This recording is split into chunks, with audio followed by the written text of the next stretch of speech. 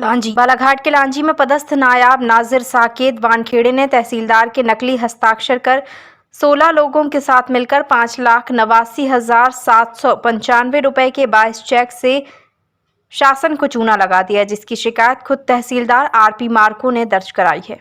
नायब नजीर थे, एक तहसील में गबन का मामला सामने आया है। लाखों रुपए का गबन हुआ है, यहाँ एफआईआर भी है। क्या पूरा मामला है सर, क्या आगे की कार्रवाई होगी? कल दिनांक 20 सितंबर को तहसील कार्यालय लांजी से तहसीलदार श्री आरपी मार्को द्वारा एक लिखित आवेदन दिया गया है, जिसमें उन्होंने स्पष्ट किया है कि तहसील कार्यालय लांजी में नायब नाजिर के पद पर पदस्थ साकेत वानखेड़े के द्वारा, जिसके पोजीशन में तहसील कार्यालय की चेकबुक होती थी और अन्य भुगतान संबंधी दस्तावेजों का संधारण जिसके द्वारा किया जाता था, उसके द्वारा करीब 16 लोगों के नाम से जो है चेक जारी किए गए और उस पर तहसीलदार के फर्जी हस्ताक्षर करके जो है उसका भुगतान भी प्राप्त किया गया है।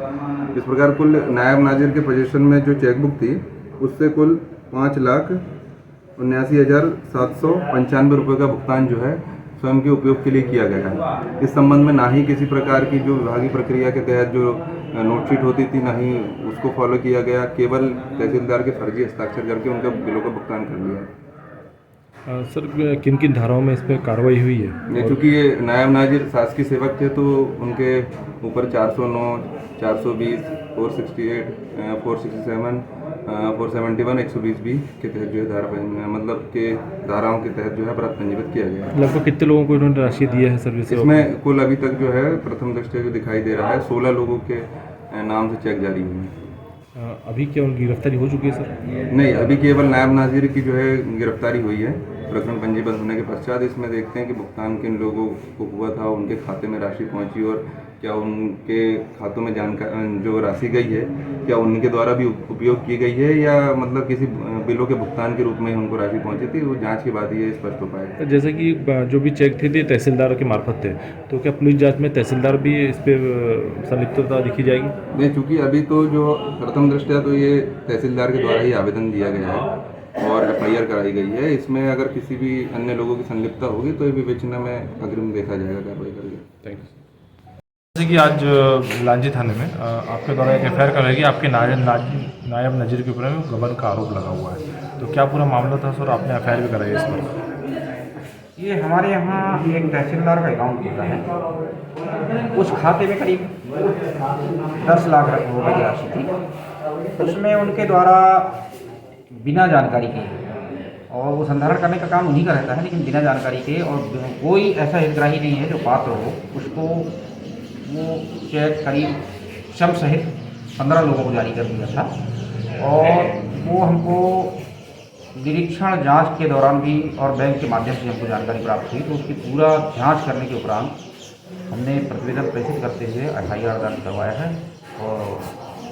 और कैसे करता था सर ये? मतलब ये लगभग 1 साल से चलते आ रहा था, पर बात प्राप्त हुई थी, तो किस टाइप से काम करता था ये करीब पिछले 8वें महीने से एक आदमी को चेक जारी किया था और उसमें किसी प्रकार की वो कोई हितग्राही नहीं था। और जो फर्स्ट बार जो चेक पकड़ में आया उसका, वो चेक कटिंग के कारण हमारे पास सिग्नेचर के लिए आया था। उसी समय हमको संदेह हो गया कि हमारे हस्ताक्षर नहीं है और उसकी पूरी दस्तावेजों की जांच की गई, तो पता चला और बैंक से डिटेल मंगाया गया।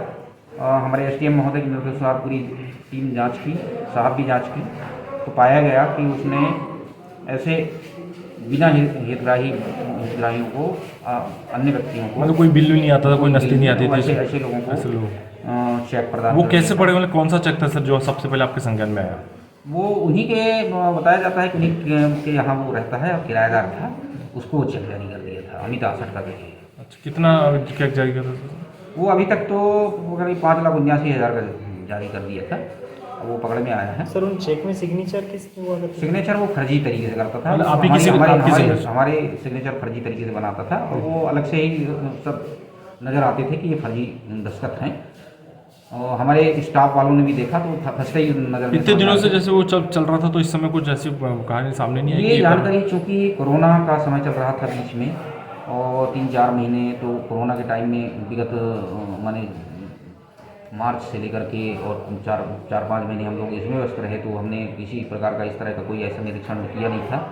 और अभी क्या है, हमारे यहाँ स्टाफ भी कम है, केवल हमारे यहाँ एक ही बाबू रह गया था, तो हम सोच रहे थे कि ये भी ईमानदारी से करता होगा, लेकिन एक नया बाबू जब आया तो उसको हमने नायब नाजिर के लिए अनुविभागीय अधिकारी महोदय के अनुसार उसको मैंने निवेदन किया तो उसको नायब नाजिर बनाया गया। तो उसके चार्ज जिस दिन उसको उनकी नियुक्ति नायब नाजिर के पद पर हुई उसी दिन उन्होंने 2 चेक निकाले, उसी तारीख को 2 चेक काट दिए। इससे हमको पूरा प्रतीत हो रहा है कि वो बिल्कुल चुपचाप गोपनीय तरीके से ऐसा कर रहा था कि गबन कर रहा था, उसको किसी बात का डर नहीं था। अभी विभागीय तौर पे क्या कार्रवाई होगी सर? विभागीय तो एफआईआर तो हो गई है। एफआईआर के बाद उसके विभागीय तौर पे निलंबन की कार्रवाई का प्रस्ताव भेजा जा रहा है। सर, जैसे कि मामला संज्ञान में आया था कि तहसील कार्यालय में एक जो तहसीलदार के लीडर है जिन्होंने बहुत सारे लाखों रुपए का गबन किया, क्या पूरा मामला है सर? क्या कार्रवाई हुई है अभी? तहसीलदार के लीडर नहीं है, वो बेसिकली नायब नाजिर है। तहसील में एक सेक्शन होता है, क्योंकि तहसील की जो डीडीओ पावर होती है वो तहसीलदार की होती है और उसमें नायब नाजिर सेक्शन होता है जो कि उसका शाखा प्रभारी होता है। तो पिछले कुछ दिनों पहले औचक निरीक्षण किया था और एक जैसे कि कलेक्टर सर के निर्देश थे उसमें हमने एक बैंक रिकन्सिलेशन की एक्सरसाइज की थी। बैंक रिकन्सिलेशन मतलब कि जो तहसीलदार का अकाउंट है वो मतलब बैंक से जो हमने डिटेल ली और जो हमारे पास जो केस बुक संधारित थी उसका हमने मिलान किया तो उसमें पाया कि लगभग 5 से 6 लाख रुपए उसमें से निकाले गए हैं, जिनकी कि कहीं नस्तियाँ नहीं थी उस ऑफिस में। जब उसमें फिर साकेत वानखेड़े जो कि नायब नाजिर से उनसे पूछताछ की गई तो उसमें फिर जब हमने बैंक से भी डिटेल निकलवाई तो समझ में आया कि लगभग 5,80,000 रुपये चेक के माध्यम से उनने पेमेंट किया है, किन्हीं लोगों को पेमेंट किया है जिसकी कि नस्तियाँ वहाँ पर नहीं थी।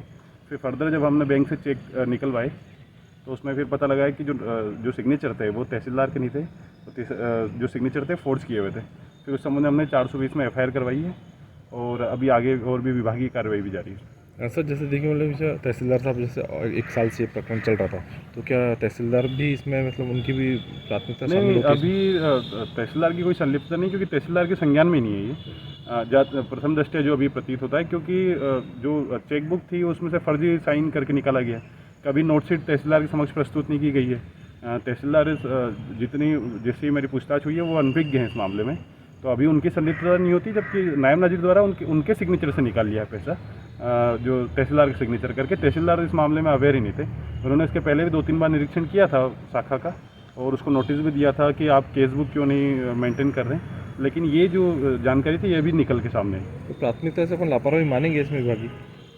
इसमें विभागीय लापरवाही तहसीलदार द्वारा निरीक्षण किया गया था उसके पहले भी, चूँकि वो जो शाखा प्रभारी था वो पहले भी उनको कई बार नोटिस दिया गया था, तो विभागीय जो शाखा प्रभारी की लापरवाही थी, लेकिन इतना बड़ा उन्होंने गबन कर दिया वो इस बात का अंदाजा तहसीलदार को शायद नहीं होगा। तो जैसे कि ऑडिट भी होते हैं खातों के, तो क्या बहुत दिनों से ऑडिट नहीं हुआ? ऑडिट नहीं हुए काफ़ी दिनों से, उसके कारण भी शायद ये थोड़ा लेट पकड़ में आया है मामला।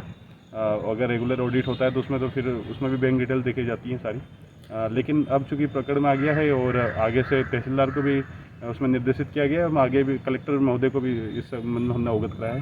तो जैसे कि थाने में तो एफआईआर हो गई है, अब विभाग की तरफ से तो वो अब चूँकि उनको जेल हो गई तो वो सस्पेंड तो हो ही गए हैं और विभागीय कार्रवाई होगी। विभागीय जांच के बाद अगर दोष प्रूव हो जाता तो बर्खास्त की कार्रवाई की जाएगी। Thank you sir. ये जो ऑफलाइन चेक थे तो ऑनलाइन भी कुछ जो ट्रांजेक्शन होते हैं तो उसमें भी कुछ जांच हुई? देखिए वो तो ग्लोबल बजट से उसका पेमेंट होता है, वो जनरली जैसे राहत शाखा का जो पैसा होता है वो जैसे मुआवजे का पैसा होता है, तो उस संबंध में अभी तो कुछ हमें इस संबंध में जानकारी नहीं कि उसमें कुछ हुआ होगा, क्योंकि वो प्रॉपर चेक होके जाता है वो सारी चीज़ें तो, और उसमें तहसीलदार का पावर नहीं होता है, बस तहसीलदार यहाँ से अनुशंसा करके भेजते हैं, वहाँ बाद में ग्लोबल बजट से होता है उस संबंध में भी। लेकिन हमने तहसीलदार को मैंने निर्देशित किया है कि एक बार आप उसकी भी जाँच करवा लें कि क्या। खबर समय जगत के लिए लांजी से रूपेश राप्ते की रिपोर्ट।